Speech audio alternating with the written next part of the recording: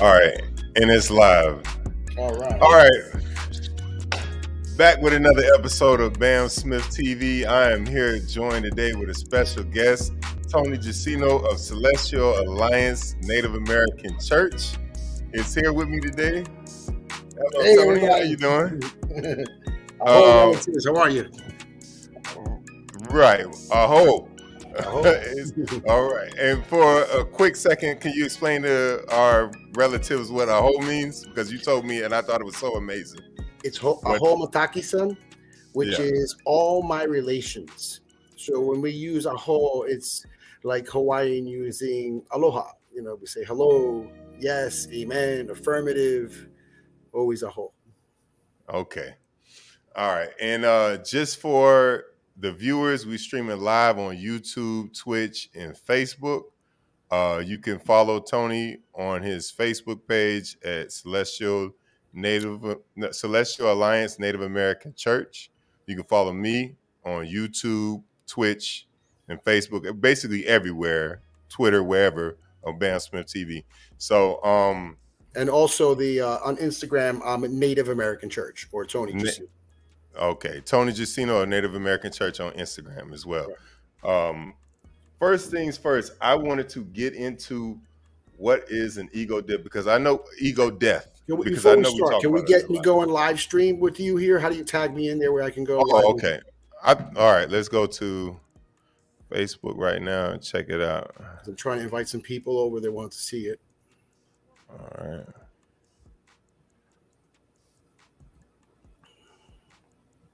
Just bear with us, folks, if you're there. Yeah.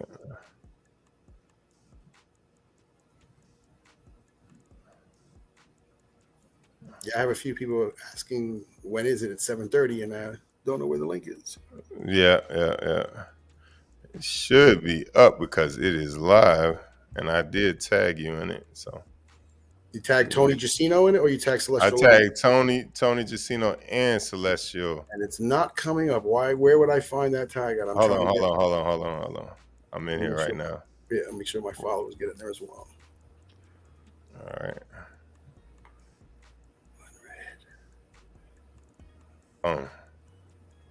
And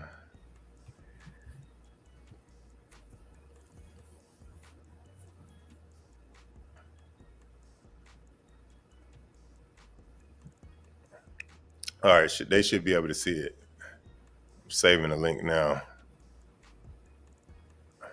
No, I got a new notice. Hold on. There it is. Bam Smith review now. Tag. Add to profile. Beautiful. I believe we're going live now. So go ahead. All right. Now that we got the technical parts out of the way, time to get into the main topic at hand. You know, I like to dive straight in. I know we talk about this a lot. You know, the spiritual realm, psychedelic medicine, and whatnot. But first, can you take me into what is an ego death? Because I hear you talk about it a lot in all of our conversations that we have. First of all, let me explain how I know you to the audience. You know, I met Tony about a year ago. Correct. A year ago, going to the gym. You know, you do the sauna because it's supposed to relax your muscles and detoxify your body. And you know, when you're in the sauna with guys, you're just having typical conversations most of the time. But for some reason, the conversations with Tony always wind up different because we wind up talking about something deep, you know, and very spiritual, if you will. And I always really, you know, liked his perspective or you know, his perspective always caught my eye. So I just wanted to talk a little bit more about some of the perspectives that he had on things like ego death, because I know to you, I think that you used to tell me that ego is like our physical embodiment of ourself. Correct. I like to think of us, and this for everyone listening, this is only my own perspective. This is not, you know, written laws or anything that I'm pushing anybody. I'm just letting you know this is just my perspectives of things that I learned throughout the years of doing these medicines and what is revealed to me and my perspective of what is revealed to me when it comes to the form we're an artificial intelligence is what I believe, that we're all in the matrix here and we're some sort of artificial intelligence, and we attach to the physical body through the spirit, the soul and the ego. I am Tony, I am man, I'm father, I am husband, all the things we identify. That is the ego itself. It's who we are when we look in the mirror. That's the reflection. The physical form is the reflection of the ego manifested inside of this body, this host, as I like to call us. We're like a host. That's why we have so many parasites and things. So we're like part of the artificial intelligence, part of the program. Okay. So, what most people understanding of what ego is kind of like that feeling that makes us, be competitive, if you will, like make us want to one up somebody else or want us to have more than somebody else. Right. So you're saying that that's all attached to our physical body is a different type of metaphor for it. So what I'm trying to say is like the ego is how we identify that we're alive, we're here. I am Tony, you are Joe. That's our ego. That's the ego, the person that talks, the one that, thinks that he's in control or she is in control here in the matrix. So that's the ego. We need the physical body as the host of the ego. And the ego gets its life through the spirit, the soul. So the ego death is separating the three. That's why I'm speaking in that fashion. Okay. And are you familiar with the pineal gland? Yes. Have you? Yeah. I see. I knew you was gonna. I knew you was gonna have that interpretation of it because from what I learned about the pineal gland is it is the third eye, the seat of consciousness or the seat of the soul, if you will. And I think that shedding our ego is basically us tapping more deeper into that pineal gland or into that third eye, if you will. Well, it's actually releasing the ego is how you tap, because you can't see, the only way you can really fully have an ego death is detaching from reality, detaching from all that we love, all that we're connected to. Most of all, self, me, safe, no. It's just release, let go, and understand that this is all an illusion. So would you say, because I know that they talk about that in meditation and guided meditation. It's like somewhat of a similar practice is releasing, like going through all the different stages of your chakra all the way up to your crown chakra. And the last one is that ego, releasing that ego in order to connect with the universe. Yeah, the first time I really heard about it was with Buddha saying, for one to reach true enlightenment, he must release everything he loves or she loves in the physical world. And I found that, I was like, well, I guess I'm never going to hit enlightenment, really, because of my children, my love for my kids, my mom, my brothers, me, life itself. And one day I was with an Apache grandmother and we were discussing, and she was telling me different ways to go into medicine without medicine, how to detach from the matrix, how to realize that the particles right in front of your face, if you can look at two particles and just make them rub till the light hits, and then woof, you can go in like that. So we were doing medicine at the time, but we had stopped doing medicine. We were just laying by the fire and looking up at the trees. And I remember everything is vibration, right? So we're here through vibration, and that's what these medicines are. They work with the vibration and allow us to separate. So I remember looking up at the trees, and it was about dusk. It was just getting dark, and I remember the trees weren't blowing in the wind. I remember watching the leaves vibrate, and at that moment, I just kind of released and just let go. And it's like, okay, I let go of you, mom. Let go of you, dad. Let go of you, my brothers. And the time I said my last child's name, like it hit me like, whoa, I just completely crossed over into what most people refer to as enlightenment, nirvana, the ego death. And it was so beautiful. Like, I just couldn't imagine that, I didn't have to be on medicine or on some type of medicine at that moment in large volumes to actually be able to experience that, because I've never been able to experience it through meditation. I'm too hyper for meditation. I've never been one for yoga or meditation. So for me, it's always the medicine, ayahuasca. much in this, but to be able to find that without it was truly like enlightening. And I know what it meant because I just literally let go of all that I loved, and I knew they would be okay. And Mm. last thing, when that happened, I was just woken, like feeling the sense of detachment, and I heard a voice laugh, and I said, "What's the secret of life?" And I heard the laugh again, and then I heard a voice say, "Breathe." And I went, and I was like, "Oh wow!" And my eyes just opened up, and I was so like, "Holy crap!" moment. And at that moment, said, "Breathe again." And I went, and it Yeah. hit me. It hit me like a ton of bricks. That it reminded me of this thing I talked about myself when I was a kid. I call Occam's razor. Like when you're looking at faced with the most complex equation, the most complex question, like what is the meaning of life? Right? That's always Hmm. why are we alive? What's the meaning of life about?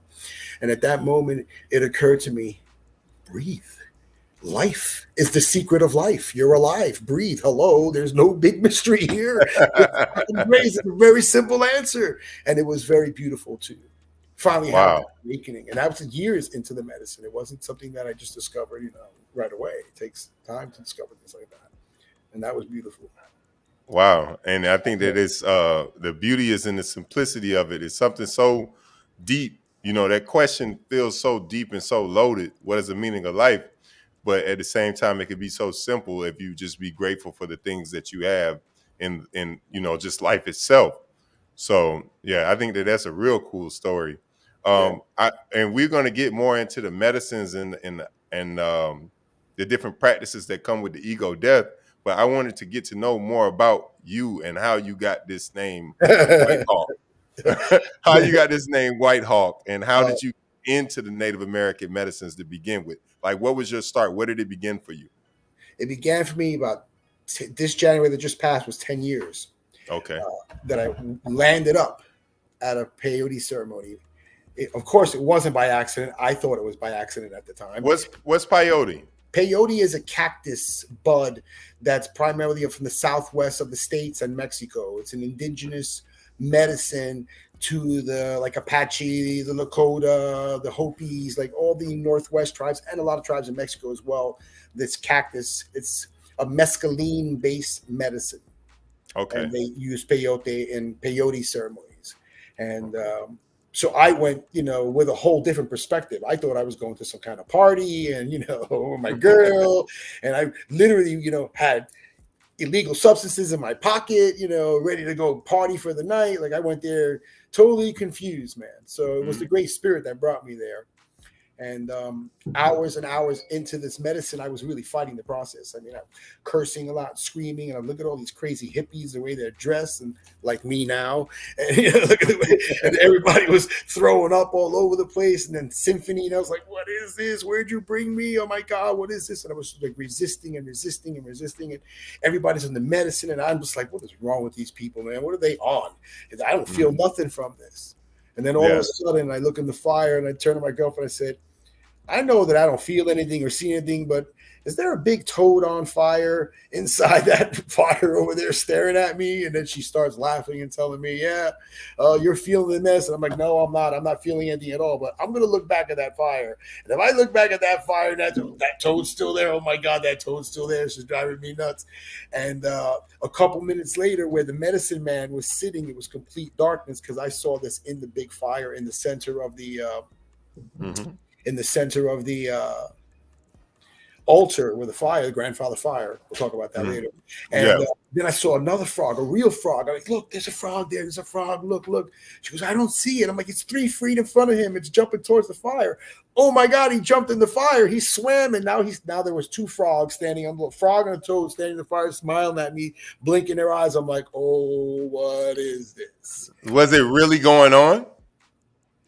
Well, ironically, I didn't figure that out to 6 years later, but what do I work with now? What are my medicines? The frog and the toad. I mean, I wasn't even introduced to these medicines, the combo frog and the bufo toad. I wasn't even introduced to these until 6 years after that. So I've only been working this medicine 4.5 years or so. So it's pretty ironic that the first thing that I ever saw on a psychedelic experience in a Native American Lakota style peyote ceremony was a toad and a frog.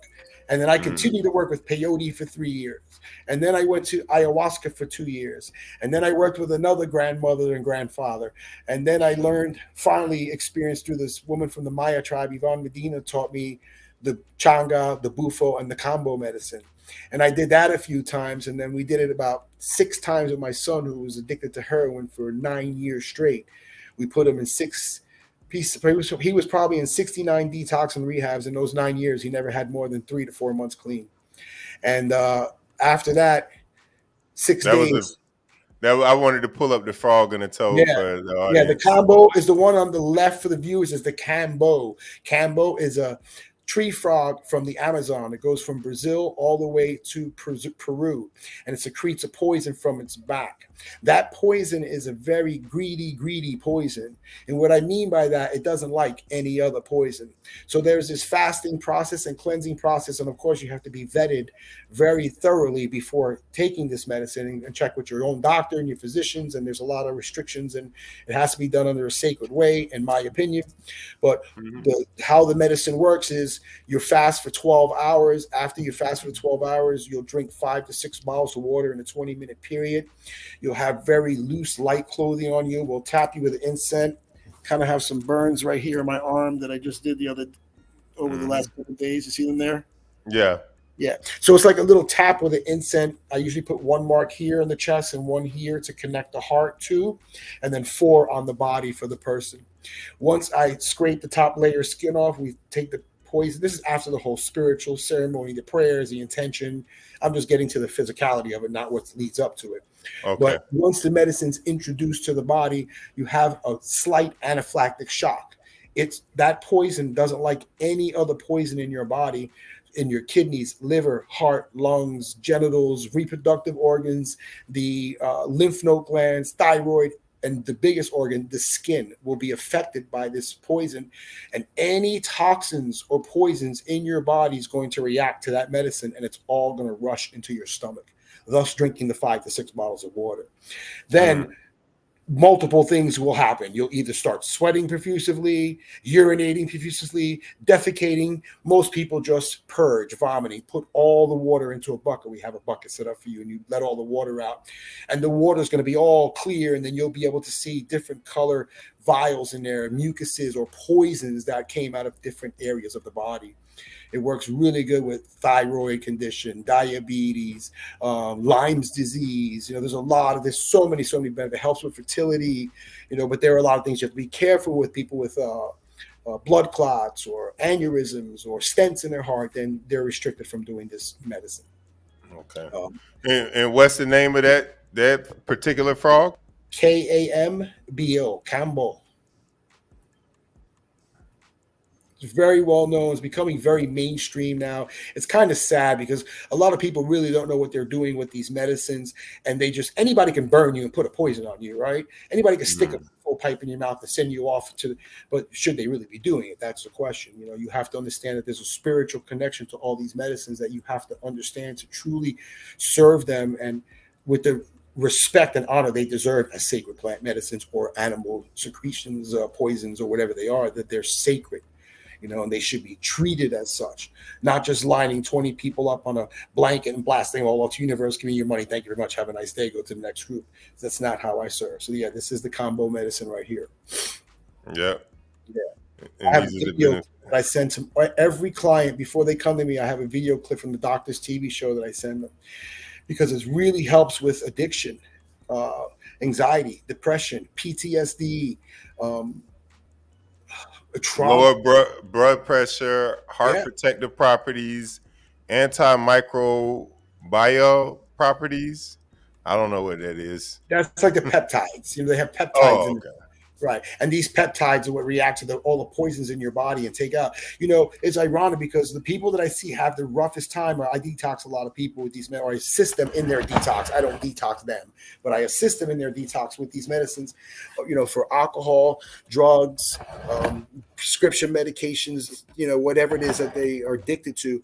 And the medicine works immensely for that. And But the ones who have the roughest time are usually people suffering with addictions and vegans. I Mm, noticed that a lot of vegans really they purge like this toxins out of their body. You wouldn't believe is because they consume so much plants. Plant everything they even the solids they eat are plants in the form of solids, proteins, and so their purge looks like antifreeze. mm. And Wow. another one that I'm detoxing a lot of people with that medicine or assisting in detoxing is kratom. People don't realize that kratom does the same thing that opiates do, that heroin does, that fentanyl does, and so a lot of Mm, ex addicts are is it the lesser of two evils to go to kratom? But I know people that are drinking 3 and 4 bottles of kratom a day. It's the same addiction, and they go mhm. through the same type of withdrawal that people go through with heroin. So that And medicine that's many and pockets. that and that's from people that are like vegan. Those people from trying to live a healthy lifestyle. That's what they Well, I go was through. talking about the drug addiction. I was talking about both, but I'm talking about Oh, people with okay, the addiction, right? People okay. with the addiction. Vegans are no, it's great. It's just they just have a lot of toxins. It's just funny because they don't eat meats for all these reasons and all these things, but yet when they come to the combo medicine, it's like, what did you eat compared to the person who eats steak, 5 times a week or whatever? It just I find it funny in that aspect. Right? Yeah, because doesn't plants have like you know pesticides and all type of other. Well, even if they're organic or whatever, of course they do, but there's billions of bugs on them and parasites, right? There's more bugs and parasites on plants than there are on you cook them away on meats. A lot of those raw foods they eat. They eat a lot of Mm, raw food. And that those release those parasites, put a lot of parasites in their stomach, which goes in their kidneys, liver, heart, lungs, lymph node glands, and this medicine will take it all out. So they tend to purge green foam, wow. and it kind of So looks the same as people that do a lot of kratom. It's kind of a green foam that comes out. wow. And Yeah. What's kratom again? What it actually is, I don't know, but I know they sell it at kava bars. It's like kava and kratom, and it's like, oh, it's a very popular with the hipster communities, and the Hmm. younger generation. But a lot of recovering addicts go to it because it assists them with the withdrawal of opiates or heroin, which I believe is the lesser of two evils. But if you're addicted to kratom now, then is it really the lesser of two evils, or are you still feeding that vibration? So that's my own Mm. opinion about it. And okay, and that's the combo frog. Now Yes. the toad. What is the name of the toad? And what That's did the it? Buffavarius, Sonora desert toad. Okay, BUFO. okay. Bufo frog. Let's pull up his It's Bufo toad. There's a difference, right? Bufo toad. Right. Toads live in land, frogs live in the water and trees, so more water. Okay. They live in the water too. They live on the ground for 9 months. They only come out 3 months a year. You can find the Bufo toad anywhere from Colorado River all the way into the end of the Sonora Desert, Mexico, where lives the Seri tribe, the same tribe that I went to that gave me the name White Hawk. Mm. The Siri tribe. Seri, Seri. We pronounce it SETI, but there's Seri. And what are the benefits of this particular toad? Because they say it's this can't hold on. Colorado cane toad, Colorado river Yeah, toad, the Buffavarius Sonora desert toad. Yeah, it has a lot of names because it lives on the Sonora. They're actually indigenous to Florida now. They're invasive to Florida now. These are the ones that they tell everybody, "Oh my God, they'll kill your dogs." Blah blah blah. If your dogs eat them, they'll die. Yeah, they because have it's an article about this called 5-MEA, MEO. 5-MeO DMT, 20 Right, minutes psychedelic. dimethyltryptophan. There you go. Yeah. Forbes is tripping me out with it. It won't let me go into it uh and look it up. But the 5-MeO toad. Uh hold on. Here you go. Here goes an article. I just wonder, am I still live? Because I don't see any of my viewers in there. I don't even know where we're at. I don't even know if we're there or not. But you could check your Facebook and see because yeah, I mean I shared it. Did you share it on your profile? Yeah, it says I did, but I don't see it. Let me see if I go to my profile if I find it. Hmm. Because what happens is the comments that pops up are the ones on YouTube. Oh yeah, we're YouTube still and live. Twitch. Yeah, I'm live. I can see us. Yeah, Oh, I YouTube got and people. Twitch. I got people asking me for it during mention. Are you still live, Tony? Yes. Let me tag you in it. So Yeah, let me share this. Share now public. Oh, I wasn't sharing it publicly. That's probably what it was.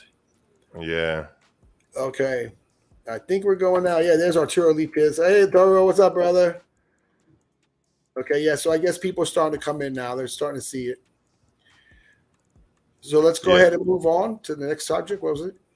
yeah. The 5-MeO toad. I'm gonna pull up that article right here and you know talk a little bit about it and the effects of it.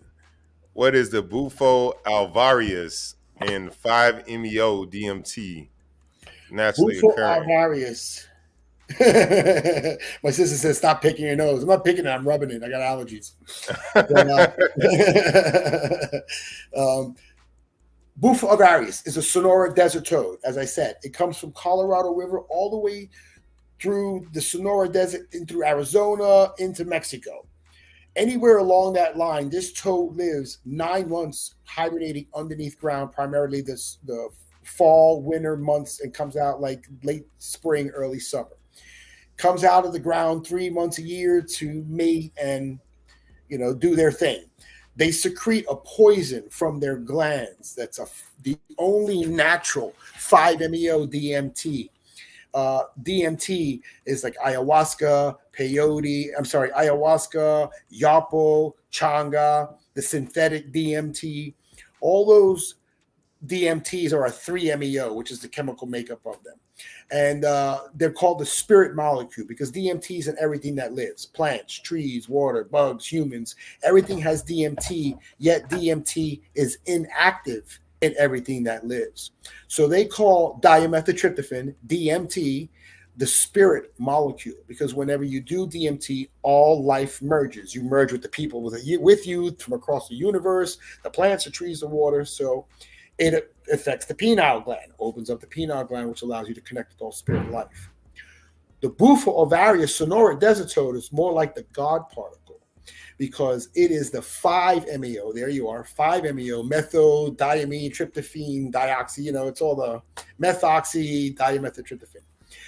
So that chemical makeup completely gives you, when you actually, we milk the toes, we dry it in the sun, we scrape it, we put it in a vaporized chamber. As you go through this whole vetting process, and you just shouldn't just do it. This is something that I tell you what the ultimate is when you do that. After you set your intentions and do all the things, I take the people through all these medicines prior to it. Then when they're ready for the ego death, they always say, today is a beautiful day to die, because they understand that they're going for an ego death, not for a real death, because if you can't tell the difference when you're in it. But if you prepare yourself for it physically, spiritually, psychologically, it makes it a lot easier to accept when you're actually in the ego death. So you'll do 3 long pulls with the vaporized changer, like smoke, hold, let go, second, hold. The third one, we lay you back and shake you with the rattles, or whatever medicine man or woman does, the way they do it. And then you have a full detachment of life, of the experience. You get to live about 50,000 years of life in a 7 to 10 minute journey, 15-minute journey on that medicine. And it is the most ultimate of the psychedelics that will change everything that you think you know about life, everything that you always thought you were crazy about will make sense to you. And a lot of things that never made sense to you, will know why they don't make sense to you. And Mm-hmm. it just changes people's perspectives, and that's why it's so powerful, because you get to have, we always look at each other, black, white, man, woman, gay, straight, child, elder, right? We always have a way of pointing the finger to others without realizing that we're just a real reflection of self. It's like the Great Spirit said, I am. Then it says, well, what am I? And then it created us, right? And we're all just a reflection of self, a different perspective. What is it to be man, to be woman, to be child, to be old, to die young, to be gay, to be straight, to be a killer, to be killed, right? It's all perspective. That's what the Matrix is for. It's the Great Spirit. So this medicine in particularly will allow you to have that complete separation from self and a complete new perspective of your own life. So instead of having to die and then come back again and try to figure out, oh, if I could always go back and do it again, well, that's kind of what this medicine is. It's to go back Okay. and do it again. It's almost like a reincarnation here on Earth, if you It's will. an ego death and a reincarnation. Absolutely, brother. Wow. Yeah. A long time I heard about DMT. Back in the day, I used to smoke a lot of weed. A lot of weed. I consider myself somewhat of a black hippie back in the day. And I used to study the different types of marijuana and the different types of effects it have on you. And anytime when you start to going and researching about marijuana, for some reason it points you to DMT, it points you to the pineal gland, it points you to all of this esoteric information about the spiritual realm. So I kind of got my feet wet in that a long time ago. And it was just like my understanding of life is just knowing that we have the physical realm, right? This is the one that we all live in. This is the ego, if you will. Oh, brother. Matrix, as I call it. Yeah, the matrix, as you call it. And a lot of people even call it the matrix. And then we have the spiritual realm that's slapped on top of that we can't really see. I wish my friend Ellie would have been able to join, because he was talking about this the other day, that we are able to experience 4 dimensions, but there's also 6 dimensions that we can experience that are in the spiritual realm. You see what I'm saying? And it was just really mind blowing, the fact whenever you have like a spiritual journey that you go on, or epiphany or a spiritual awakening, and you go into one of those realms, like through either DMT or like my journey or my awakening happened from me smoking so much weed and going through a certain point in my life that kind of like triggered it or set it off. And I just seen the world different, seen it from a totally different perspective. And I think that everybody should at least have that one time. I know, and one thing about this too, and a little bit of this is like cultural programming in the Black community. Anytime when you talk about the spiritual realm, if you're not talking about a religion, then it's seen as taboo. You see what I'm saying? And in certain other cultures, they might see it as that way too. But for sure, in the Black community, when you're talking about the spiritual realm, and if you're not talking about religion, then it kind of like, they kind of fall back off of it, without realizing that spirituality and religion are one and the same, but can be separated. One can be used to separate them all. You feel me? Exactly. And just because you feel like this, or you experience life like this, does not mean that you do not have the same type of strength of your belief as someone else. So I just wanted to speak on that right quick, and I just wanted you to. I just kind of wanted to put a exclamation point on what you was covering about DMT and I'll tell you, I grew up in the Bronx. I grew up in the South Bronx. You know what I mean? Right. Back in the 60s, I was born in 66. In the 70s, I was living in the hood and the gangs and all the killings and murder. First time I saw somebody get killed, I was 4 years old. I saw a guy get shot off a fire escape, and body fell right in front of me. I was walking home with a loaf of bread. You know what I mean? So I grew up in the hood. And then from there, we moved to the Northeast Bronx and, got a new perspective of life there. It was a lot better, but it was still the hood. We were the first Black and Puerto Rican families living in the Italian, because I'm half Italian, half Puerto Rican, Native American. I'm a mutt.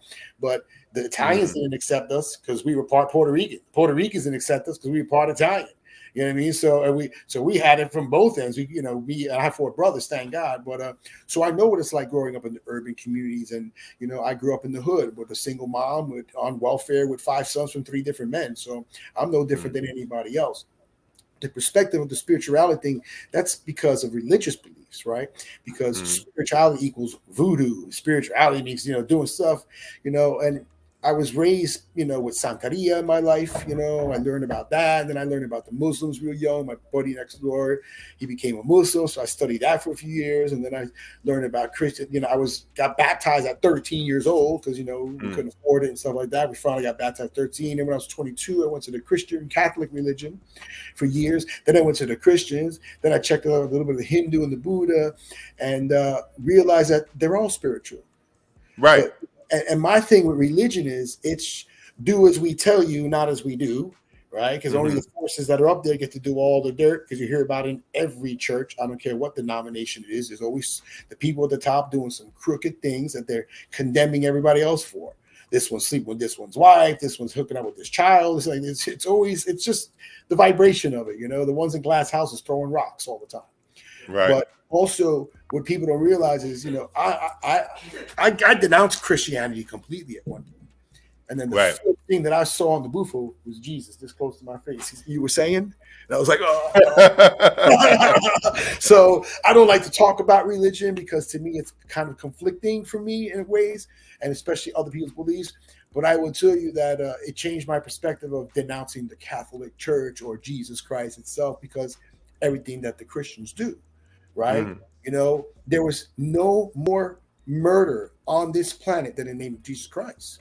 Right. And people tend to forget about that we were all forced, Africans, Latinos, indigenous people, Asians, everyone was forced into Christianity or off with the head, you know? So the spirituality aspect was something they could never take away. So we're all spiritual people. And I practice with the African religion with people that come from the Nigerian way. You know, first it was the Santeria way with the New York Cubans and, you know, the Puerto Ricans that did the Santeria stuff. And then I went to the Nigerians, to the core of it. And so that's a lot of misconceptions, because there's in the African American community when I grew up, everybody was into something. You know, it was either Christian, Muslim, Jew, this, so they were all practicing spirituality without even knowing it.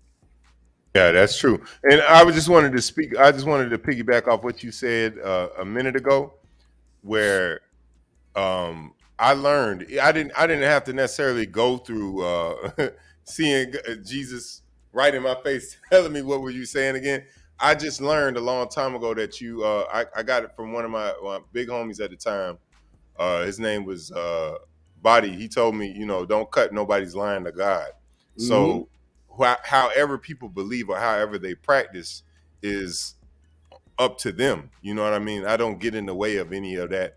I just wanted to make that clear, make that understood. Yeah. That when I do my ceremonies, to do that. When I do my ceremonies, I open up like all four directions: north, south, east, west, earth, wind, water, fire.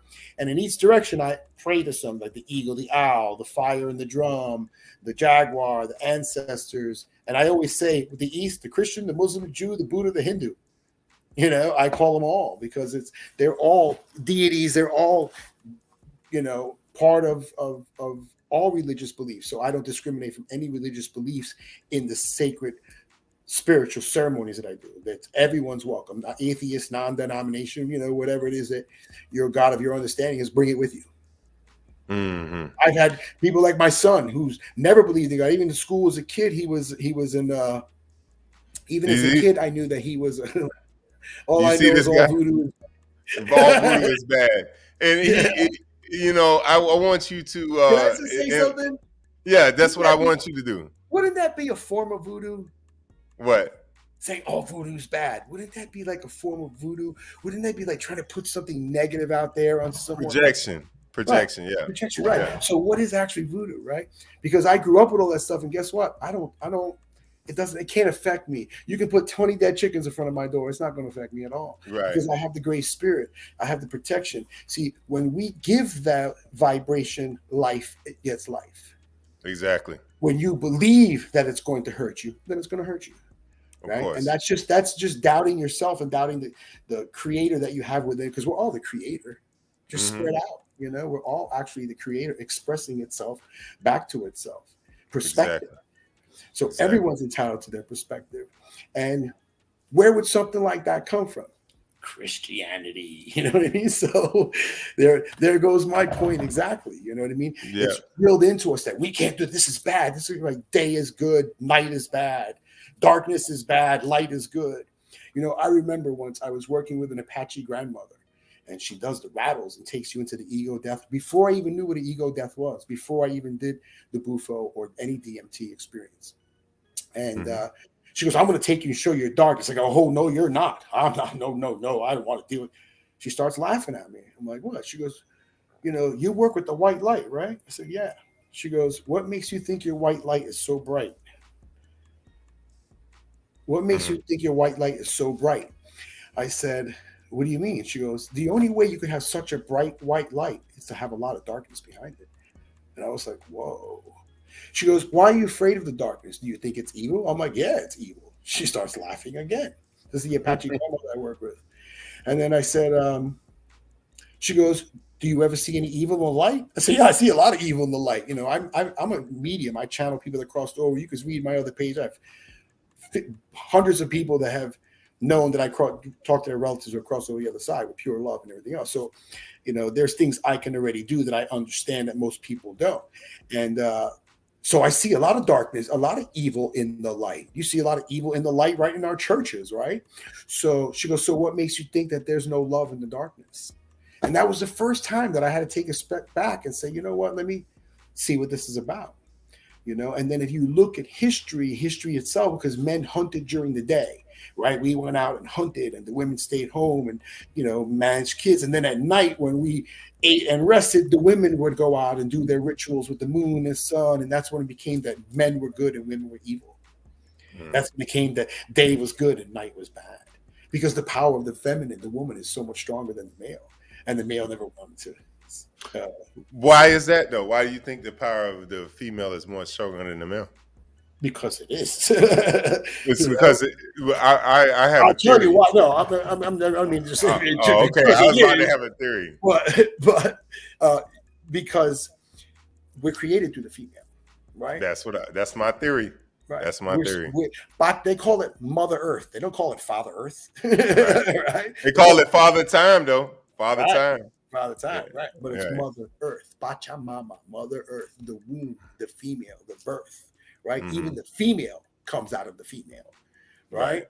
And the mother is everything, and any real man knows that. You know what I mean? You know, Of because course. us tough macho guys are the biggest mommy boys they are. You know what I mean? I know a lot of tough Hmm. guys that come back from the wise guy days and all. When it comes to their mothers, are you kidding me? You know what I mean? You know, so and I really realized it through the medicines, because the DMT is the feminine, the ayahuasca, they call it grandmother. Peyote is grandfather. It's the masculine, right? All these things, all these things are different manifestations of energies, and you know, not to be, you know, but look at man himself, right? We spend 9 months coming out, and the rest of our life trying to get back in. You know, and I tell people the potion of the woman, the scent of a woman, the potion of the woman is the most powerful medicine in the universe. You know, it's Hmm. what life is created from. Empires have fallen over the scent of a woman, the potion of a woman, the vibration of the woman, right? Man would, you know, men fighting over women since the beginning of time. So we know, you know, look at all our young cells, our younger male cells when we first get to, you know, have our first love and our first real intimacy with a woman. It just, we're blind. Yeah. We can't see. We're still like that, even older. Yeah, yeah. No matter what, they always had a power when it comes to that. Like we do everything in this life. You know, James Brown had a perfect saying, "It's a man's world, but it'd be nothing without a woman or a girl." Uh-huh, brother. Uh-huh. So yeah, trust me, I know. I got 6 sisters and a mom who I can't live without them. You know, at the end of the day, and it's just because I gained that. I had to understand them over time. One thing about it, where they say men come from Mars and women come from Venus or something like that. Yes, Like sir. you'll never completely understand a woman, but the thrill is not understanding them; it's in trying to understand them, Uh-huh. if you will. Right. And And to that's realize that the feminine created the masculine that create the feminine. true, true, very, I very true. remember years ago in the medicine told me, the feminine medicine woman came and she said, "I just want you to know I created the penis as a joke." And Why it would was she say that? Why would she because say something like that? look at us men, bro. I mean, realistically, you know, come on. You know what I mean? It is. You ask most women and they'll laugh when they hear that because they know it's true. You know, that's just us, the ego, the man, the penis. You know, it's a joke. It's the biggest joke in the universe. Mm. Now, see, I would have a pushback on that. I would think that it was done in unison. I would think that, of course, the women, are more powerful because they have the ability to create. Creation supersedes almost anything. But at the Uh-huh. same time, we have to have the ability to protect as men. You know what I mean? And I think that that's why we have so much dominion on But if the you face look of at the earth now. the true vibration of the male, the woman's 100 times stronger than we are in every aspect Mm. of it. Physically, Spiritually. emotionally, physically. Mm. Could you split in half and deliver a few babies? No, I don't think so. Right. Mm-hmm. So that's the power of a woman to be able to do that. How many hundreds of thousands of single moms raise 4, 5, 6 children on their own. You know what I mean? Like that. There's a power there that, I saw this thing years ago that in Vietnam, they used to use crying babies to torture men to confess and to sign confessions because men are not designed to hear crying babies like a woman could.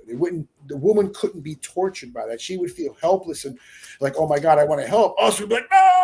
It's really, I saw a study about it. It's incredible, so it's just, we're not geared for their, we can't do what they can do about it. Yeah.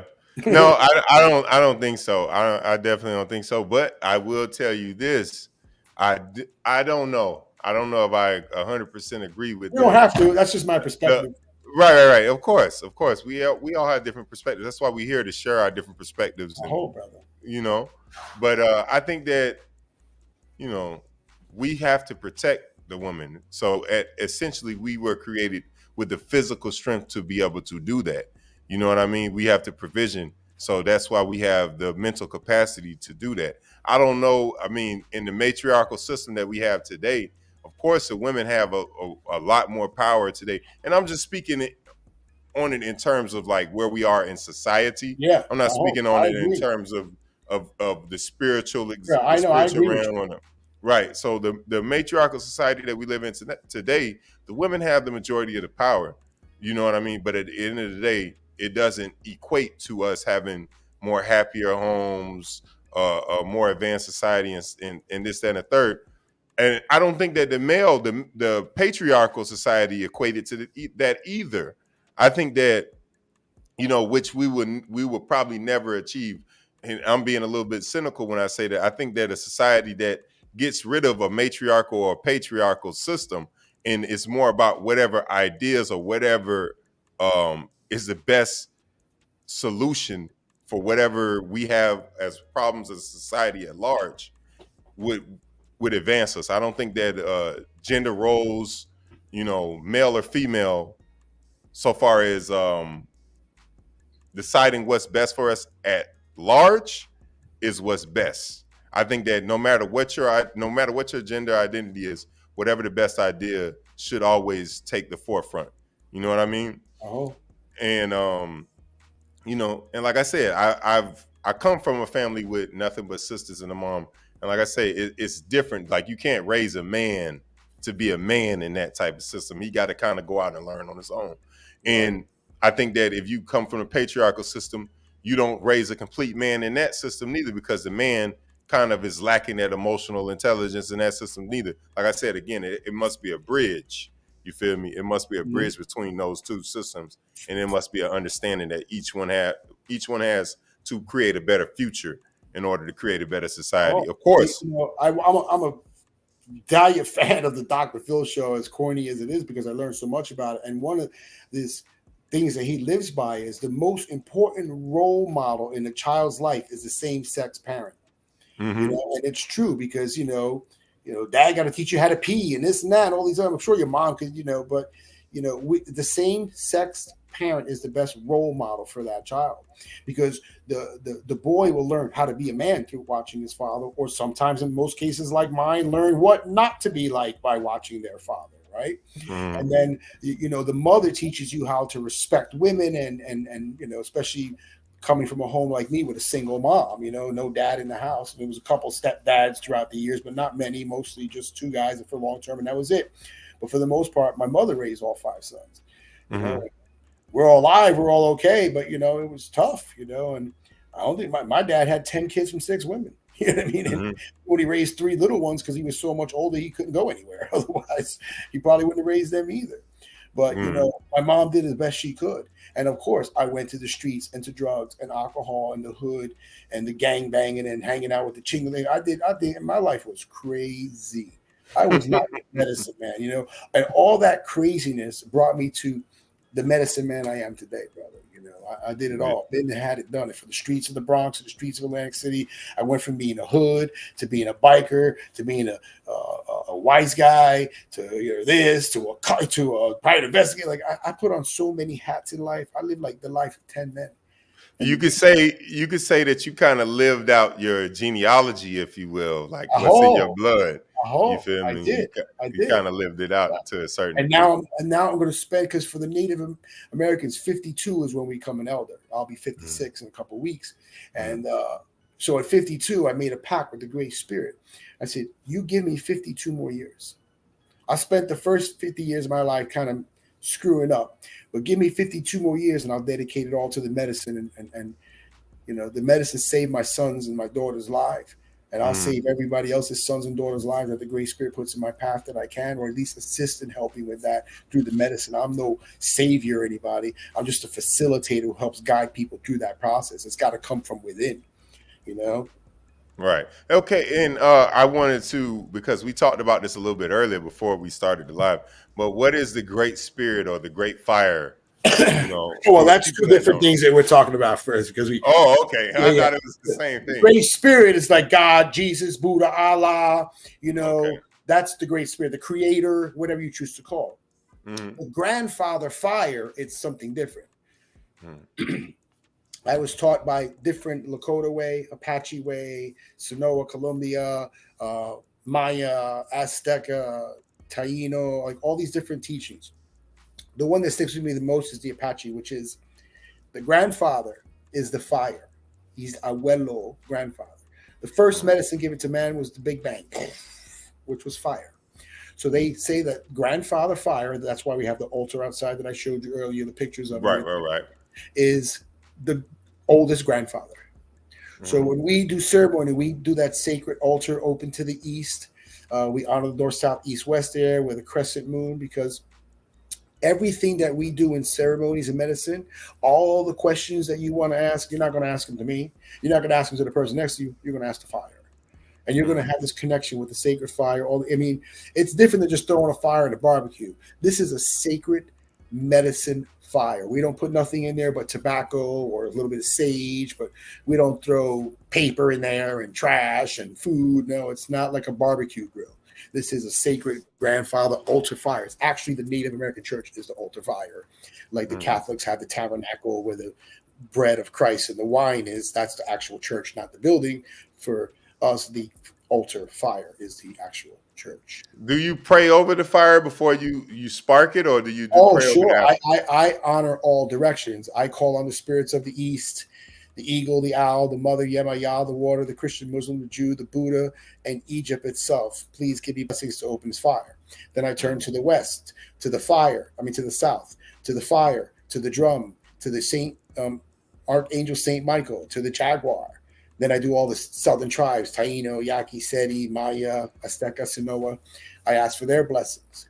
Then I go mm, to the west, which is the wind and the condor, and then the grandmothers and grandfathers, Electrum and Apache, Lakota, all the northern and western tribes of here.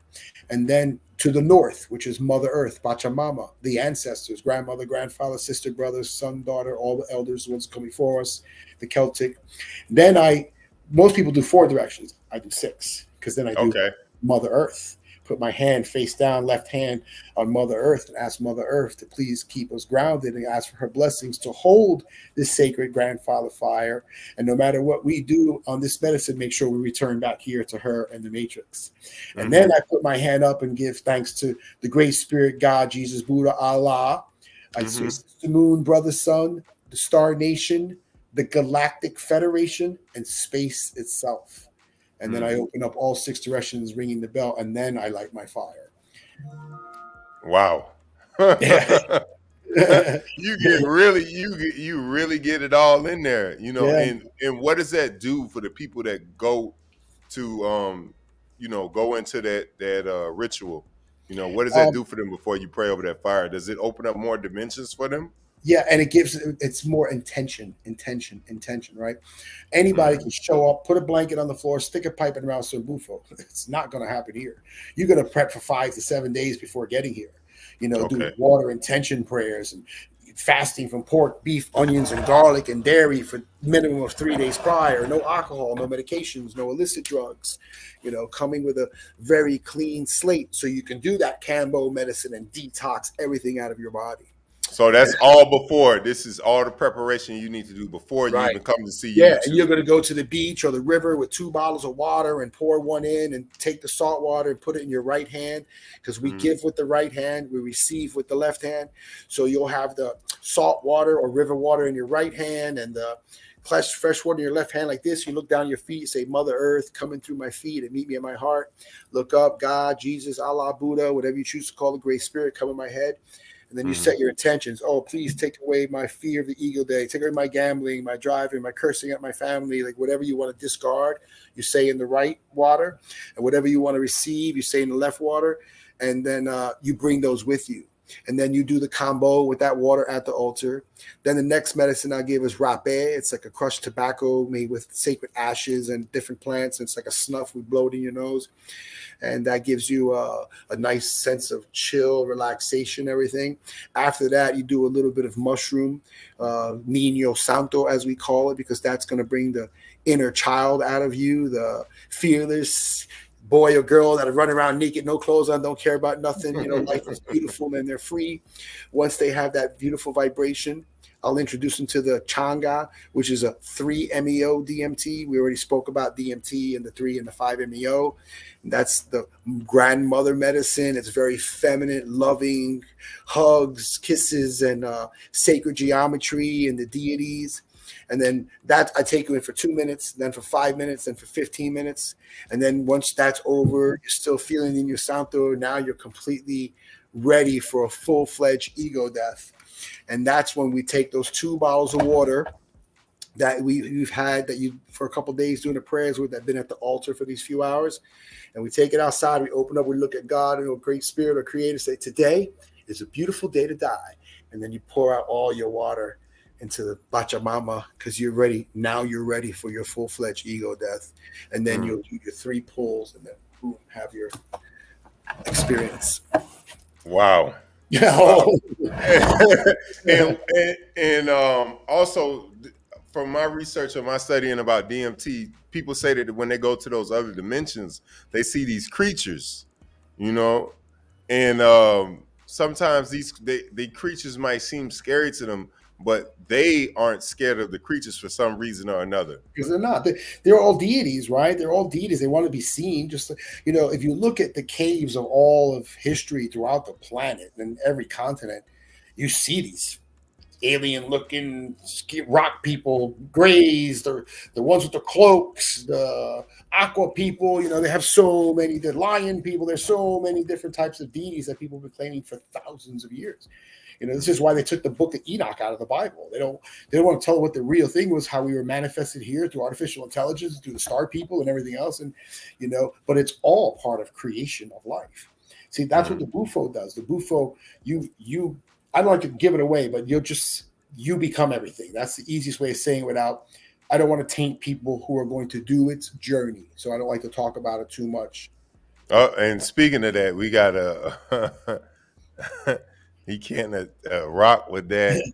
It can He said he also can also attach. attach with bad spirits. Well, I'm going to tell people about that. As a person who talks to dead people since I was a little boy, Yeah. what is bad spirits, right? So this is the perspective that I was talking about earlier. Now, what I tell people is we're going to go into the medicine. Right. You're going to see this beautiful floating angel, crystal, beautiful. Be careful of them. The ones that come at you that are like evil, scary, just say, oh, look how beautiful your colors are.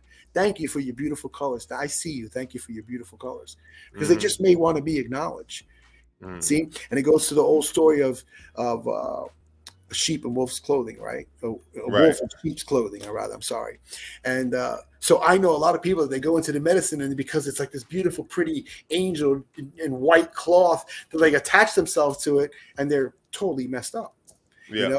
and then they're running away from something that's coming at them with 6 tongues and 4 eyes and everything, when there's nothing evil about that at all, right? It's just Right. so, and as far as it comes to attaching to bad spirits and things like that, with me, that's manifestation, because we're manifestors of our own lives. Right.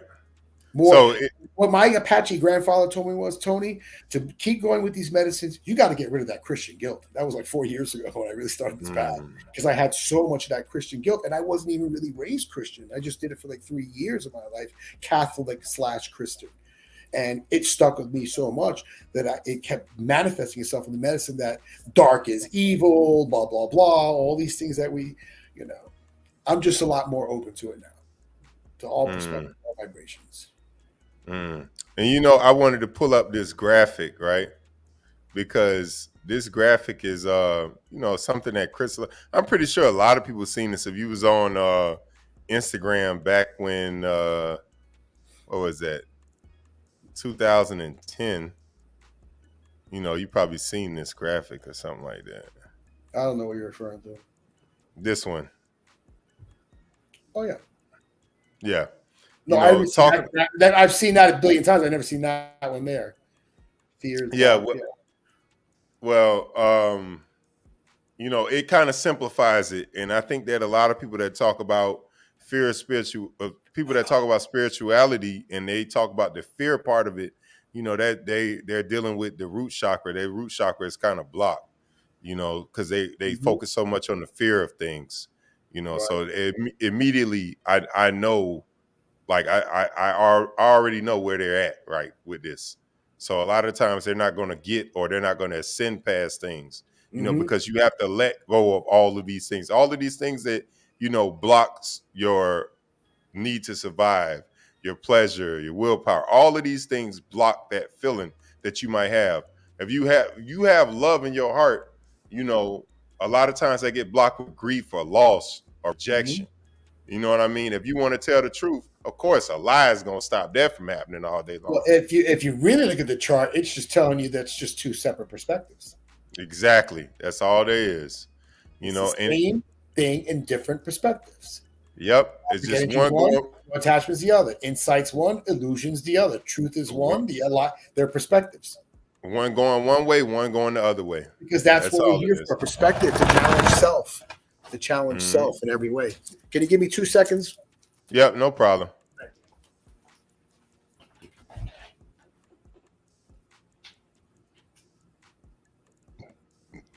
There's a difference between, hold on. What did Ellie say? Nothing to do with religion it's a difference between beasts. Say that now? Are you talking to me? No, I'm reading the comment. Ellie 2 Raw says, or Ellie Raw DSG says, nothing to do with religion. It's a difference. B6, or I'm thinking he's saying before. I don't know what the hell that man, boy. I told Ellie, I appreciate your follow. I appreciate any comments that people leave. I can see your comments on YouTube and Twitch directly in the stream, but if your comments on Facebook, like, I gotta manually go to Facebook and click them. But I appreciate any comments that y'all give me, interactions that we have. I try to share them on the show. But Ellie, your grammar, I don't know what this word is. I don't know what that means. The difference between B6G pod and bad.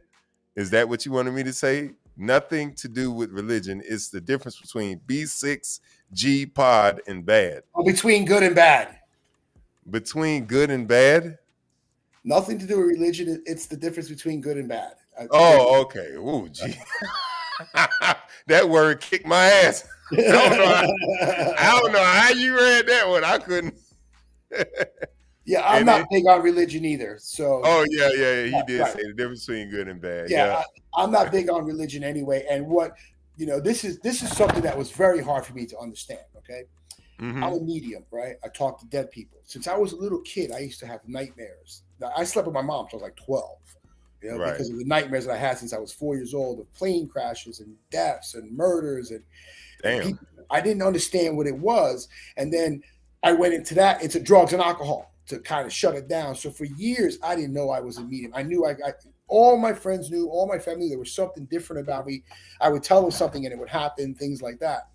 And one of the things is I seen a lot of tragedies before they happened. I saw the Orlando attacks before they happened. I saw the Vegas attacks a year before they happened. I warned my kids about it. I kept telling my children because they all live in Atlantic City, New Jersey, where the casinos are. And Yeah. they one was a DJ at the other time. The other one plays in a band with his friends. And my daughter's, the rave age. And I told them, I don't want you going to any concerts on the boardwalk. I said, I can see the casino lights. If you guys go to any concerts, I want you on the front right or the front left of the stage because they come from behind and they shoot everybody. So anybody in the back or in the middle of the stage in the middle of the crowd get hurt. Well, I warned them probably 10 times throughout that year, and then it happened in Vegas. And the only people that really got away were the ones in front of the stage that went left to right. Those are the ones, and everybody that was behind. Now, I could see the casinos and the lights. I always thought it was Atlantic City. Never thought of Vegas, right? Same thing with the Orlando attacks. I seen that happen. And, so I saw the Connecticut with all the little kids in school. And that really, really hurt me, because at first I was asking the Great Spirit, why? Why do you show me these things I can't do nothing about? Like, if you're going to do it, then tell me when and where it's going to happen so I could call up, pick up the phone, and maybe prevent them from happening. School attacks or whatever it is. Bombers that I see, the 3 suicide bombers in Israel I saw the 2 suicide bombers that went to Yemen in the mall. They shot somebody that looked like my daughter, and then they showed it on the news a week later. One girl from Miami got killed, looked just like my daughter, even though my daughter was so it started to mess with my mind. Like, why are they showing me these things, right? So when I had my first true ego death with the Buffo medicine, I asked the Creator, why do we kill our children? Why do we do these things? Why do we molest and hurt? And why do we do these things here? And I remember the Great Spirit telling me, none of it's real. It's not real. Look, the kids are right here. And he pointed to me, and there all the kids were playing at like a little lunch table together, having a good time and laughing. And he goes, it's not what you do. It's how you react to what you do. And that was really the first time that I really started to understand about what does karma mean? What does perspective mean, right? I grew up poor Puerto Rican kid in the Bronx. I didn't even identify the Italian side of myself till I was in my 20s, really, because I had to be accepted in one way or another, right? So I just rolled the Puerto Rican train, identifying as Italian because there was enough Italians in my neighborhood to back that up. So I had to go with the flow, right? So we put on all these masks and all these faces throughout our life, and we all go through that time where we feel like we're the only person there. Like, we could be at a rave with 10,000 people and feel like, damn, I'm not feeling what everybody's feeling. I feel like I'm alone right now. You know what I mean? Like, we could feel like that in the biggest groups, even the most popular people, because I was, a party guy, club promoter, DJ promoter, always out on the party scene, always feeling like, never feeling complete. Even with all the attention to clothes and the Tony Miami and the hair and the girls. Like looking like Pat Riley. Yeah, looking like Tony Miami. That's me. That was my name for 10 years before I became Tony Miami? Tony Miami, yeah. I used to bring Miami nights to the whole East Coast from here to New York. That was my whole. I was a club raver, party guy. Everybody knows my history is no secret. I mean, and all of that brought me to these medicines. All of that brought me to understand about perspectives. Because if I didn't go through that life that I lived, even being molested as a kid and all the things that happened to me, I can help anybody that comes before me, man, woman, child, black, white, gay, straight, Christian, Jew, whatever you are. I can identify with them in one form or another because I'm you, you're me, and it's all good. And let me help you do this. And that's my approach to medicine, brother. That everything that I did up to those 50 years brought me to the man I am today, so I can fix all the damage I did out there for those 50 years. Perspective. Right. And do you think that the medicines that you practice are I want to say a better substitute for the mental health medicines that they have, that they get people on, that kind of get them in a trance, that kind of get them stuck and stuff like that? I'm sitting right now. I just joined last two weeks ago on Tuesday night. I sat on a psychedelic panel. lawyers and doctors, and I've been there a few times with them, and they're all trying to legalize psilocybin mushrooms as well as ketamine, MDMA, all these things to work for the mental health industry. Absolutely, do I believe that it should be a new substitute. However, there's a very misconception, and the misconception is can we take the spirit of Bufo and put it in a bottle in a pill and give it to people? No. That's what they're trying to do. Yeah, I don't think they could do that. They think that they can get the peptides out of the combo, that we have to burn you and poison this and have a medicine woman or man work on you and spiritually work that medicine. Oh, we can just give it to you in a pill and you'll be fine. No. See, and that's where I have a little bit of reluctancy about Big Pharma taking over, but guess what? They're going to take it over anyway because they're Big Pharma. So yeah, it's the same thing that they're doing with the marijuana. The marijuana, marijuana to a degree is a psychedelic. Hold on one second. When you were talking about your marijuana experience earlier, I want to tell you about that. For indigenous people, we call it Santa Maria, which is Jesus' mother, the Mother Mary, the Mother of God. So Santa Maria is the mother plant for indigenous people.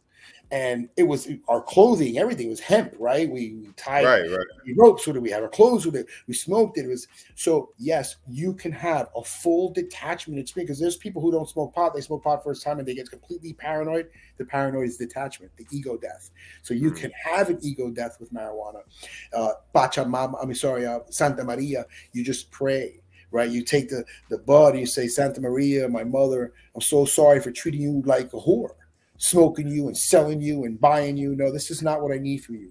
I'm not going to put you in a blunt and smoke you. I'm not going to, bong you away. I want to appreciate you for the beautiful sacred plant medicine that you are. Please, Mother, open up my heart. Let me experience your healing properties, the beauty of you, the real nature of this plant. And I'm going to smoke you with love. And please allow me to have that experience. And then you smoke that. And that's where they got the peace pipe from? That's where they got smoking a peace pipe from? No, the peace pipe, it depends where you're from, but mostly that's called chanupa. It's like a type of the tobacco, the indigenous. I didn't really grow up in an indigenous community. I grew up in the Bronx. Well, as indigenous as you can get, really, because it was completely, and a lot of my friends were of Black descent or Spanish, and most of them have Native American in them because, the Native Americans were here. We all were crossbred with them at one time or another. And then all the South, Central, and North America was one America. It was just North, Central, South. They were just divided up. But the indigenous people were the Tainos, which is the declaration I make now, is the one that and there's really no rooted Tainos. We have Tainos in Cuba, we have Tainos in Mexico, in Puerto Rico, they're in the islands, all the islands were the Tainos. But because the settlers came, they were the first, within 50 years of settling, they were the first ones to be extinct. So that's why we're just, as Puerto Ricans and Dominicans and Cubans and Haitians are bringing back, we're trying to declare, hey, we're not extinct. We're still here. I may be 10% Taino or 20% Taino, but I'm Taino. We're here. Don't say that we're extinct. So I'm trying to bring that indigenous people back. And but I learned a lot of Apache way, Lakota way, through a roadman for the Lakota, Apache grandfather, Apache grandmother. Then I learned from descendants of the Mayans, descendants of the Aztecs, descendants of and the actual Seri tribe. So I kind of put all those traditions from peyote, ayahuasca, mushroom, all these different medicines into the style how I do my ceremonies. It's a little bit of everything. It's like a hodgepodge. Wow. And I was just gonna say, it's funny enough that the first person to die in the name of America was Crispus Attucks, and Crispus Attucks was said to be part Native American or Aborigine and African of African descent. So if you look up the history on it, the first person to die in the Revolutionary War, of course, was Crispus Attucks. So that shows you that Native Americans or original indigenous Aborigines been intermixing and intermingling with a bunch of different tribes or a bunch of different I just discovered that the Tainos were also in Costa Rica, Venezuela, and Colombia. And right now, the biggest claimed Taino community is in Venezuela right now. So, if you look at, you'll see Santo Domingo, Cuba, all of them right there. Puerto Rico, Haiti, all of them right across from each other. So all of them mixed were the Tainos.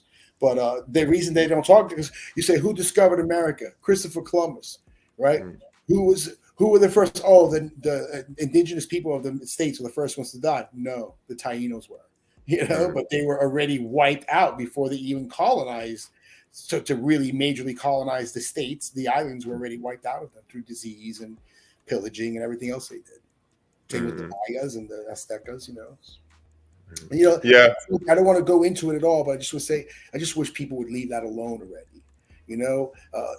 I go to so many indigenous communities and I belong to so many indigenous community Facebook pages, and they're all just, oh, look what they did to our people. Look what they did. Da da da. They did that. Okay, we know. 200. Let's move on. Let's show how much better we are and unite again and learn to love again, because that wasn't a teacher of the elders. That wasn't the reason they were, because they were very humble people. They were very spiritual, humble people, and that's how they were able to, So why can't we go back to that? Why do we have to perpetuate that same anger over and over, being, all annihilated? 400 million Native Americans from Central, South, and North America were annihilated, and it's never talked about, right? But I don't want it to be the only thing we talk about. Okay, we understand it happened. Let's move on as people. Let's stop looking at each other as black, white, man, woman, gay, straight. It's got to stop. This narratives that they're pushing to make people hate each other. I grew up in, I know what racism was, back in the day. I'm 56 years old. I grew up in the Bronx. I know what it was like, having a 6'1" Irish cop call me a spick when I was 9 years old. That was the first time I ever heard the word. I didn't even know what it meant. You little spick. I was like, call me a spick? What is that? I didn't even know I was a spick. I didn't even know what a spick was. You know what I mean? So, so the way they're trying to push that narrative down people's throats and make us all fight and hate each other, I just hate it, because that's not the teachings of our forefathers from any background. It's time to just let it go and just love people. I get it. And I understand where you're coming from. And a lot of us, in a perfect world, would wish that we could get to a place of commonality and peace and understanding with each other. In America, though, I'm sad to say that it's hard to see that day coming. I wish it more than almost anybody else. How old are you, if I may ask? I forgot. I know you're a little bit older. 33. Right. 33. 56. You know what I mean? Yeah. Now I'm talking about 50 years ago. Mm-hmm. My parents are 60. What it looked like and what it looks like today, to say that we have not grown, is a lie. We have grown. Of course we've grown. Of course we've grown. And I just think now they're perpetuating it over again, overkill. Well, all right. Peep this. Check this out, right? My parents, my dad was 61 when he passed 2 or 3 years ago. My mom is in her 60s now. They could tell you stories. They've told me stories of how they grew up in America and the different type of racism that they had to endure. You understand where I'm coming from? Nothing was done about it. There was no type of attempt to repair their communities, the crack epidemic and whatnot. So it's easier to put water underneath the bridge or move on or move past it. If there has been something to be done to repair that community, but not to continue to perpetuate stereotypes and continue to destroy us. Remember, community. I grew up in that community. I was part of the epidemic. I was one of the ones making those rocks and putting them on the street. You know what I'm saying? Right. So I know what that's all. I grew up in the Bronx, where hip hop was the first hip hop movie. I grew up in it, but some of my brothers are still stuck in that vibration. Still lives in the Bronx with the standing on the corner with the 40 and yo mother f, these dems and those and yos. Everything like. It's perspective, right? But we have the ability of self. And if each self perpetuates a higher vibration, then collectively we all get there. But staying stuck on what's not happening as opposed to what is happening is where they keep us down. Of course. But I would say to that, I would definitely say that it would be easier for us to advance if there was something done for the collective, each group as a whole that endured some type of persecution. If there was something to kind of repair or fix that damage that was done systematically, because remember, this is systematic damage. This is not just it's still being done. Have you ever been to a Native American reservation? Yeah, there's what's the name? The Seminoles, right? The Seminoles, right down the street. My friend lived over there, and we used to visit them all the time. But they have a reservation. Could you Have you imagine? ever But have can you you ever been to the imagine hood? that's what I'm from the hood. My mother still Right, lives in the right, Bronx, 45 right. years, So the same so house. you see that Right. there's no tax-free benefits for it. There's nothing You know done what? in the hood. We actually live better in the hood than they do in those reservations. I can guarantee. I No. go to plenty of reservations. Oh yeah, man, it's bad over there, brother. Listen, the Seminoles got a little bit better because of the casino, and even that's just the hierarchy. Your average Seminole ain't driving new cars. Their communities are flooded with alcohol, meth, and drugs, man. Almost every, I'm not speaking, but most of the ones I visited, it's a sin, man. And that was the reason I created Celestial Alliance Native American Church. I wanted to start going to all these different communities of indigenous people here and lift them up and teach them and bring them back to their sacred medicines, and let's clean up their communities and then create within the reservations centers for other people to come from the outside and give donations and be able to bring up the communities. I started it with the Siri tribe and Sonora does it, and now they have their own thing going with other people, but I want to do it here.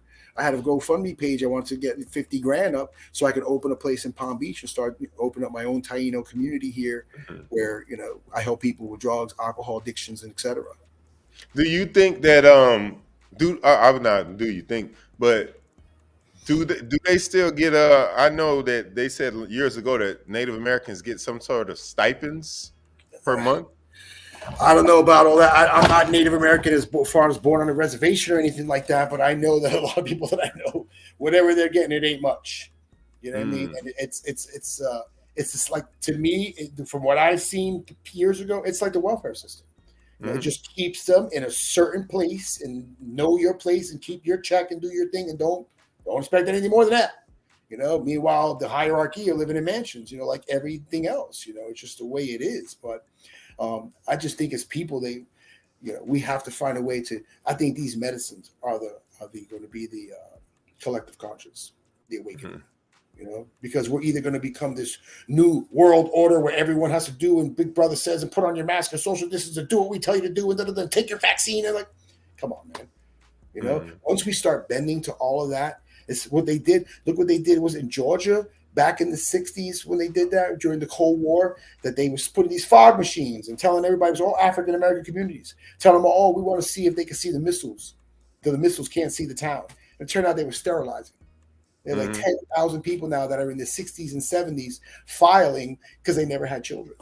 You know what I mean? Like all these things the government do. Who knows? They did more than that to African Americans. I'm just saying, right? But people. How do people forget those things? How do we all just one guy named Fauci sits up there says do this and the whole world folds and bends? Like I just never seen anything like it in my life, man. I was like, whoa, like we have lost ourselves.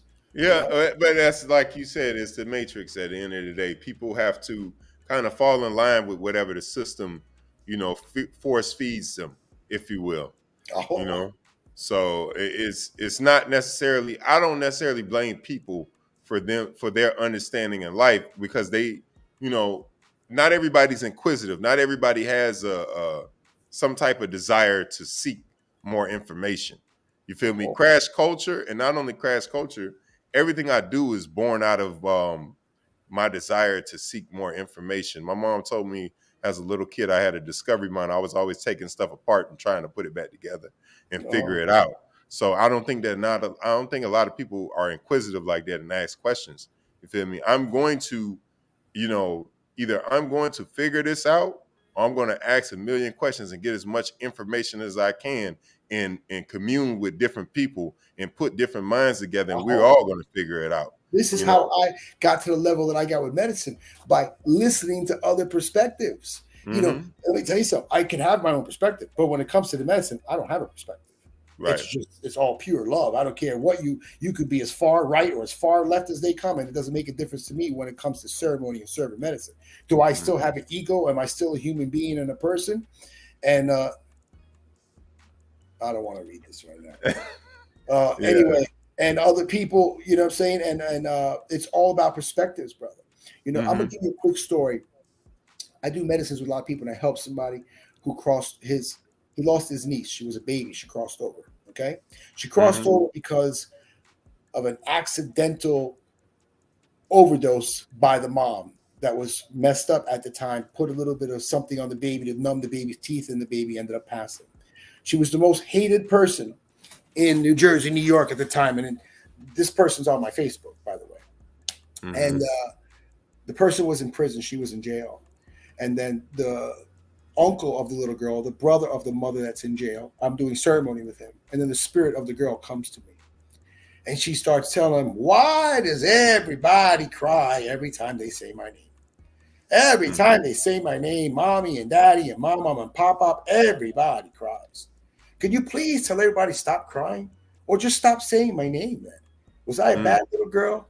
Should I have never come at all? Because every time they say my name, they cry. I'm this many now on the other side. I like to dance, I like to ballerina, and I like to hula hoop. She says, and you, uncle, I don't know why you cry for me. I didn't belong to you. I was like, whoa, this is the spirit of this little girl talking to this, he's like a nephew to me. And she says, and please tell my mommy that she has to get out of the prison that she created in prison. Please tell my mommy she must forgive herself.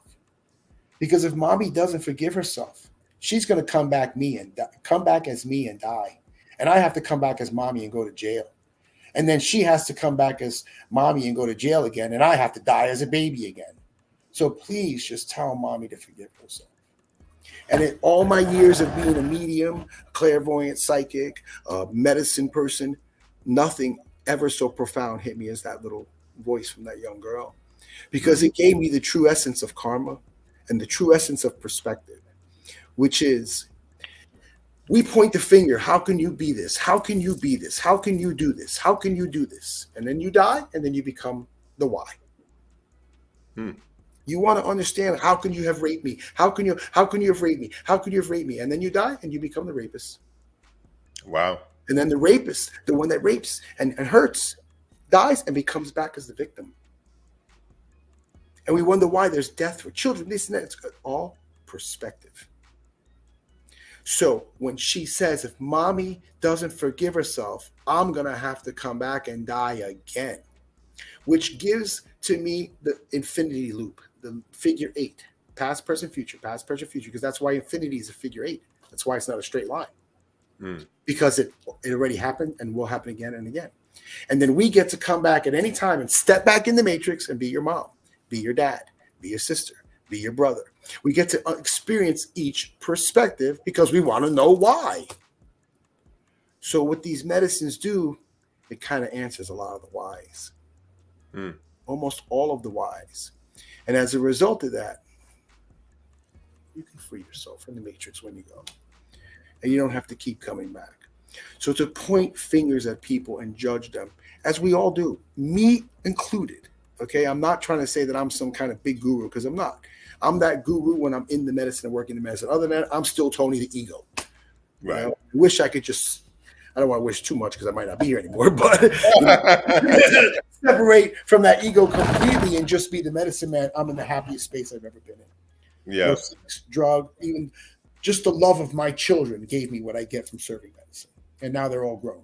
So I get that now from serving the medicine. So to understand intention and perspective is the true meaning of karma. Because I can see somebody sitting across from me in the gym and he's on his phone and every word's N-word, mother effer N-word, mother effer N-word, mother effer N-word. Oh yeah, speak on that. Speak on that for a minute, because you said something really profound about curse words. You know me, to me it's, sentence enhancers. I'm like SpongeBob. But for the most part, I think that it was still profound what you said, because we were, being raised Christian, we were taught not to curse. And, I wanted you to explain, even in the spiritual sense, what does cursing do? Well, coming from the hood, trying to prove yourself as a man that I did, cursing was part of our vocabulary. Right? It's sort of a rite of passage. I notice it now in my 50s. I'm sitting here in the gym, seeing all the teens come in at 3-4 o'clock in the afternoon from high school, and everyone, yo, look at my F in this, and look at the F that, and yo, what the F this, and what the F that. It's kind of starts off as a rite of passage to manhood. Like, I'm not at home with mom and dad. I'm not in school. I can talk any way I want now. Right? Yeah, you're not a square. You can talk how you want to. Right. And Yeah. I'm cool because I could drop F-bombs and this and that, blah, blah. And then Yeah. you end up taking that into college with you, or what your next stage of life, before you know it's like a badge of honor. Right? Mm-hmm. Especially like New York. I'm from New York. I'm this. I'm Italian from New York. Or I'm Puerto Rican, New York. I'm black from New York. Whatever. Like that whole vibration, it's exactly what it is. Vibration. Right. How did I come to this? Because I dropped more F-bombs than any truck driver you ever see on the road. I had so vulgar mouth, really, with so much cursing. And I remember I drove from here to Palm Beach to go work with my Apache grandfather to do a ayahuasca ceremony. And in that ceremony, when I got there, it was like we started 8, 9 o'clock at night, but I got there 3 in the afternoon, pull up with my coffee. Hey, grandfather, how are you? Look at me. And he says, hey, Tony, welcome, my grandson. He goes, hey, did you drive here? I said, yeah, of course I drove, grandfather. He goes, oh, I need you to do me a favor. Look at me, brother. Second. Yeah. This is going to be good. Go ahead. He goes, look at me. He goes, so I look at him. He goes, you drove here? I said, yeah. He goes, I need you to do me a favor. So what's that? He goes, I want you to get in your car and go drive a mile. I look at him like, oh, well, and he goes, and if you curse one time in that mile, I want you to drive 2 miles, Tony. He says, if another curse word comes out of your mouth in those 2 miles, I want you to drive 4 miles. And so on and so on. And do me a favor, grandson. Do not come back here to serve medicine with me with that F word vibration on your mouth. Mm-hmm. I was like, wow. And I ended up driving 2 miles. Cursed the first mile, had to drive the 2 miles to come back. And that was the beginning for me to realize that, especially the F word, it's a vibration. It's an aggression. It's right? It's an ego. Right. Mother F this, that, you effing this, you effing that. Right? It's all a vibration that we carry with us. So you carry that vibration. If I carry that vibration as much as I used to with me, because put me in the car right now, and guess what's the first thing that comes out of my mouth? F-bombs. Mm-hmm. So I try as much in my personal life, especially here in the sacred space in my house and the sacred space outside, to not let people curse. Even myself. One thing pisses me off. Am I cursing? Yeah, but it's, it has to take something that really irks me. But even then I feel bad and I acknowledge it. And I realize that how can I serve these medicines to people? Love, love, love. Everything's love, love, love with a bunch of mother effing F-bombs on my mouth. Mm-hmm. So when we walk out there, I'll give you, for instance, I did a ceremony in Jersey. Right. I don't want to offend them, but they were all dark skinned. They don't like to be called African American. They don't like to be called Muslim, and they don't like to be called black. But a young, dark skinned brothers, 12 of them, I did ceremony with. It was beautiful. Man. It was so beautiful to connect with them. And this one young man ended up doing medicine. He was stuck with me at the end of the night. Everybody else was kind of in their own thing. And he was standing for the mirror. And I said, be careful looking in the mirror on medicine without a guide, because it would be very dangerous. And he goes, yeah, why? I said, because I'm just telling you that. So I said, okay, come on, let me show you. So I walk over to the mirror with him and I said, what do you see? He looks in the mirror and he goes, I see a black man. I said, you do? He goes, yeah. He goes, why? What do you see? I said, I see a man who happens to be black. And he just turned his face and looked at me, and a tear fell out of his eyes. I said, how you identify is how the world's going to see you. So if you want to walk out there with the vibration, I'm a black man, I'm a Puerto Rican man, I'm an Italian man, that's what everyone's going to see. But if you say, I'm a man who happens to be Puerto Rican, who happens to be Italian, or who happens to be black, that's what people are going to see. It's perspective and perception and projection. And he told me that was the last time I'll ever call myself that. And that's a beautiful lesson, man, because it was the same as me as a kid. I remember when they did a psychology thing because how do you see yourself? I was a skinny, poor little white kid with no clothes to wear. That's how I identified myself, man. The psyche is incredible, brother. and what we project. So when we out there projecting all that, and I get it, I'm from the hood, so you can't tell me about it. It's in my blood. You get me mad, you don't see nothing but a hood rat when it comes to me. I could put this persona on for everybody all I want, but deep down inside, that core of me, that angry kid from the hood, is still in there. And so I try to identify with that and help people release that angry man syndrome, fatherless, men that we grow up as. So this is all these things help me with how I serve medicine and how I identify with other people and let them know I see you, I hear you, but what do you want people to see and hear? And I started that by saying, so as all I see now, and I came from the era of hip hop, the birth of it in the Bronx. It's such a negative self vibration. And I get it. It was taking it back for themselves. And I can understand it because I remember being called spick. I know what they're talking about. So that part, you don't have to try to explain to me. It's not like I'm some dumb old white guy who doesn't get that. No, I'm from the hood. I get it completely. But what I don't get is how to become the only thing as identifiable now. And it angers me to see them down themselves and their women as much as they do with that music, and it's like, wow, man. It's like, I listen to old Motown, it's like, love your baby, love your baby, love your baby.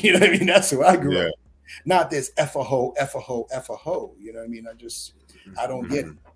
And I guess I'm older now and I'm not as hip and, but I grew up in it. It's not like I'm oblivious to it, that I grew up listening to Hall & Oates, which I did grow up listening to too.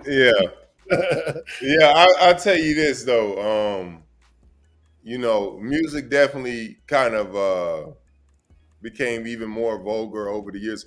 Back in the day, before, when they were saying it, they were just using it to describe their struggle and how they grew up and stuff like that. I think that to a certain degree, some artists still use it to describe their struggle, and of course, it's a part of their lingo or their language, how they grew up and whatnot. But hip hop itself has become oversaturated with it. I think that's what it was before. Now it was before. It was a little bit more partying. It was a little bit more fun. Yeah. And now it's the club in the hood, the hole in the house, right? Yeah. Trap rap and gangster rap is kind of oversaturated hip hop. So a lot of people kind of have those conceptions or those perceptions about it. Again, perpetuating, but I'm not trying to judge anybody. It's just an observation, because it's, I can't cure the world, brother. I can barely cure myself. You know what I'm saying? So I just want to get my perspective out there, and I hope that whatever, I may have said or do this thing that hopefully helps somebody, and make somebody interested in trying to just open up their own mind and take a deep look, because we're all a reflection of self, man. And it's easy to get caught in the sauce, because I grew up there, man. I grew up in it, and I see some of my brothers still stuck in it. Like, wow, man, you're 6 years old, you're in your 50s. Let it go, man. Let it go. Still walk on angry at the world. Like, come on, man. We old men now. What are we doing out there trying to mess with these young bucks? You crazy? I'm an ex-martial artist back. I ain't nothing anymore, man. I'm an old man. When it comes to me and my perception on it is, I look at music as just music, for the most part. Of course, it does have its vibrations. I mean, that's why sometimes you got to turn it off. Sometimes I listen to Zen meditation vibes. I just made a medicine song. Yeah. I just finished it. I wanted to finish it for today. It's 7 minutes long. It's rather long. But I made this song with a kid who's like a nephew to me, John Franco Lamar. He's Azul, I think his name is on here. Do you put it on YouTube? No, we just got the sample right now. We're going to try to get it mastered and everything else put out. But it's for the Bufo ego death, or the DMT ego death, or any ego death. And I timed it out where the person, as soon as I hit play, already the person's got the pipe in their mouth. They're doing their first hit, second hit. By the third hit, it's 1 minute and 10 seconds in. And that's when the rattles come and let go, surrender. And the person has their ego death. And then it keeps them in there for 6 more minutes, talking to them about the time. Everything is love. Surrender. thank you medicina, like it's in English and Spanish and Italian. I put a little bit of all this because it doesn't matter. There's no language in the ego death or whatever you're hearing. It's Right, right, right. because music is a huge part of how I serve medicine. You know, all people use, all tribes and all medicine ceremonies have some form of music, but music is one of the key factors in my ceremonies, guiding people. And I'll take them to Africa, to Egypt, to China, to anywhere in the world with music in the medicine, and allow them to connect. Because I think, you know, one thing I was thinking earlier, we should all just have a DNA test the second we're born and just wear it like here so we could just stop. But we're all, I have like 17, 18 races in me. You know what I'm saying? Like, we're all mutts. Ain't none of us 100% nothing anymore. There's really very rare 100% anything anymore. And that way we can start identifying more with the similarities instead of differences. You know, when we realize that we all have a little bit of this, a little bit of that in us. You know, I have African in me, Asian in me, Spain, Italy, Native American, Senegal, like Ireland, like what? You know, like, Yeah. So what I was gonna say before, I was gonna say for me, you know, I got a little bit different perspectives when it comes to a lot of stuff like that. So when it comes to me and music, man, you know, I listen to a variety of music, man. Jazz, country, hip hop. One thing I don't listen to as much is the newer style of R&B. I listen to my parents' R&B. yeah, me You know, too. Isley Brothers and you know, Four tops and Four Tops, the Spinners. You know, I listen to that R&B because it Motown, was baby, felt, the Motown yeah, sound. it felt more soulful. You know, so that's my R&B that I kind of listen to. But yeah, I listen to all different types of music for the most part. So I don't know, I don't get as much splashes from the vulgarity of hip hop as everybody else, and I kind of always got my own taste in it, so it doesn't really bother me as much, I guess, because I don't know, I temper my taste to it to a degree. I mean, I had a points in time, you know, I didn't get this name Bam Smith just by, you know, being peace, love, and one with everything, you Oh, know. So, and you know, you the know, older we get, the more we realize we were just fighting with ourselves the whole time. yeah, for a lot of it, that's all it You was, know, you we're know. just really fighting with ourselves, man. Yeah, at the end of the day, that's your greatest opponent, though. No. hmm It's yourself. Your greatest opponent that you'll ever face is yourself. Your discipline, your desire, your purpose, all of those are battles that you're going to have with yourself throughout your journey in life. And you know, only you can determine who's going to win that battle at the end. Is it going to be your real self? You know, Or your are you ego. going to make exactly, exactly? And on that, man, we're going to